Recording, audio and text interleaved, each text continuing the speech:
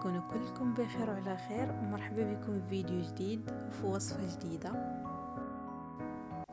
اليوم إن شاء الله غادي نشارك معكم تحلية كتجي رائعة بدون بيض، بدون نشا، وبدون فرن، بمكونات اللي بسيطة ومتوفرة. أكيد إلا جربتوها غادي تعجبكم وتعجب وليداتكم. تابعوا معايا المقادير وطريقة التحضير.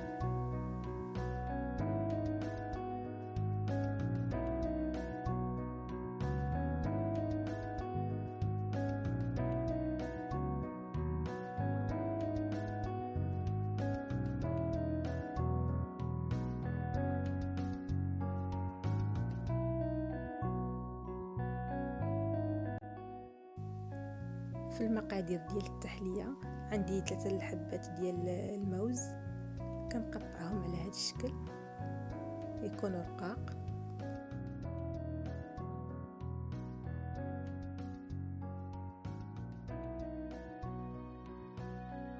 هنا غادي نحضر الطبقه الاولى. كنحتاج 2 معالق كبار ديال السكر، كنضيف عليهم 2 معالق كبار ديال كريم باتيسير.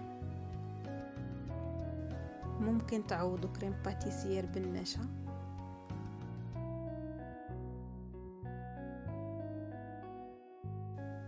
كنحركهم شويه وغادي نضيف نصف لتر ديال الحليب،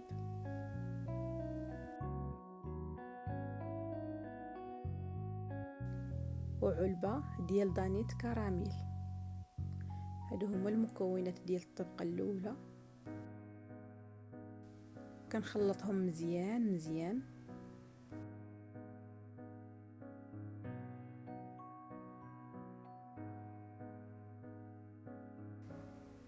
كنديرها فوق النار وكنبقى مع التحريك المستمر على نار تكون متوسطه. ضروري نبقى نحرك هكا باش ما تلصقش. من بعد ما كيبان لي الخليط بدا كيتقال على هذا الشكل، غير واحد شويه ما نخلوش حتى يتقال بزاف. صافي كنخوي في هاد الكؤوس.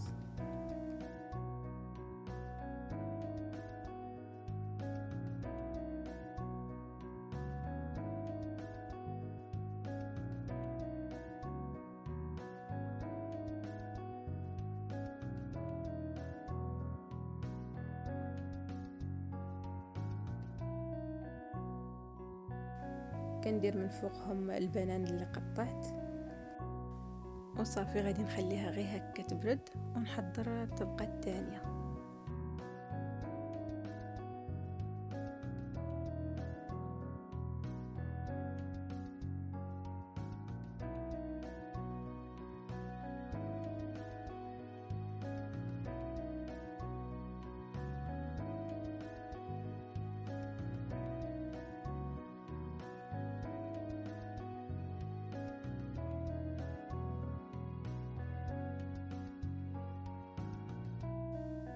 وهنا غادي نحضر الطبقه الثانيه.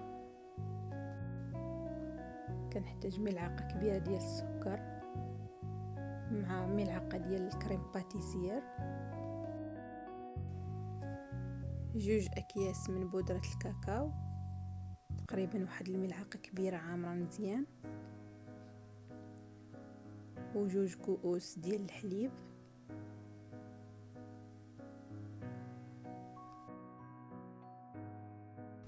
وملعقه كبيره ديال كريمه الشوكولا. ممكن تعوضوها بواحد 5 القطع ديال الشوكولاط مربع. صافي هادو هما المكونات ديال الطبقه الثانيه. كنخلطهم مزيان وكنديرهم فوق النار. كنبقى في التحريك المستمر على نار متوسطه باش ما تلصقش. ضروري نبقى نحركها مزيان مزيان.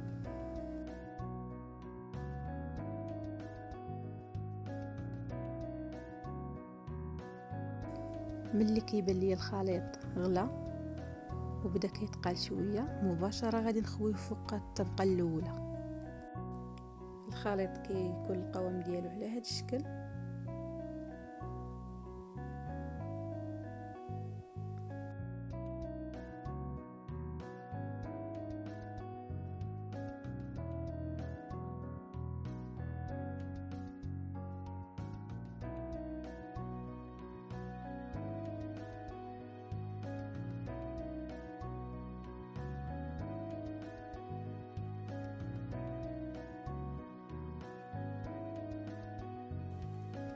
خليت التحلية حتى بردات صافي، وكنزينها بالبانة المقطع من الفوق.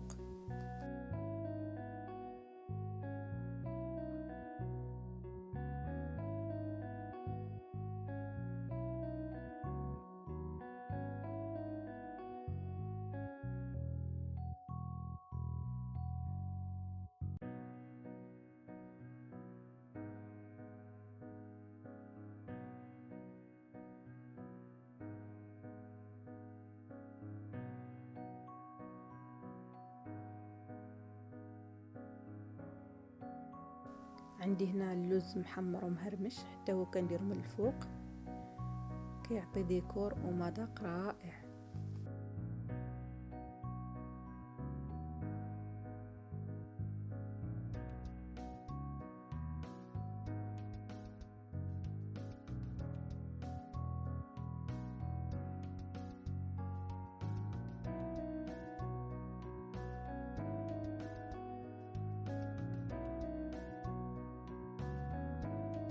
في الاخير كنزيد حبيبات ديال الشوكولا،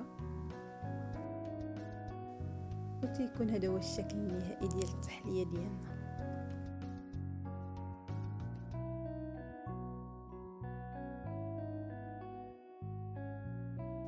القوام ديالها كيجي كريمي ولذيذه، اكيد الا جربتوها غادي تعجبكم وتعجب وليداتكم. نتمنى الوصفه ديال اليوم تكون نالت الاعجاب ديالكم. الى عجباتكم كيف العاده ما تنساوش ديروا جيم. شكرا بزاف على المشاهده، نتلاقاو في فيديو جديد ان شاء الله.